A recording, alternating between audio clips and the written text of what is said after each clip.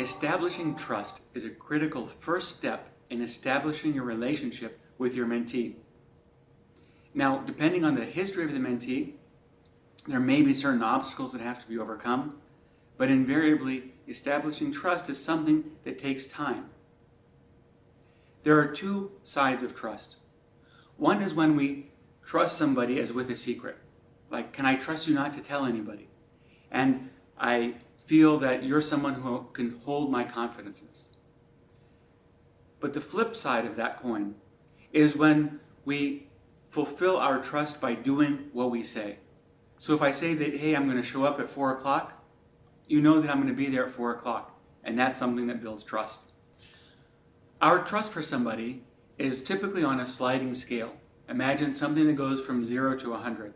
And most of the time we start off right there in the middle at about 50 when we meet somebody. 0 level trust is when you have absolutely no trust for somebody. You wouldn't want to be in the same room with them alone. You would back out from any situation because you would never even want to have your back to them. You have no trust whatsoever. Fortunately, we have typically very few, if anybody, in that level. On the other side, you have 100% trust, which is that you could trust them implicitly in every circumstance, in every situation, with anything and absolutely everything. And typically we have very few, if anybody, in that category. But for the most part, we fall somewhere in that range. And as we have interactions with people, we tend to move up or down on that scale of trust. And when we're striving to build trust, what we're working to do is to slowly but surely move ourselves up on that level of trust so that we become more and more trusted by that person and more trustworthy to that person. In order to increase our trust with somebody, it's important that we are predictable, consistent, and accountable. If we can do this, we will slowly but surely build our levels of trust. Certainly, as certain situations come up, that'll give us opportunities to jump ahead on that level of trust as we demonstrate our ability to be trustworthy to them and be consistent in fulfilling what we say we're going to do. And we have to make sure that we are extra careful about never breaking trust, because we go down on that scale much faster than we go up. And sometimes a broken trust can be irreparable. Confidentiality is when we have another person's trust and that we maintain their secrets.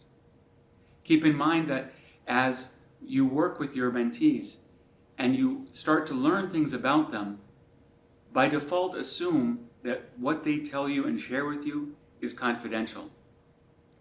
And keep in mind that as you're talking with your peers or your friends or those outside in the community, that just because you don't use your mentee's name doesn't mean that you're not potentially breaking confidentiality.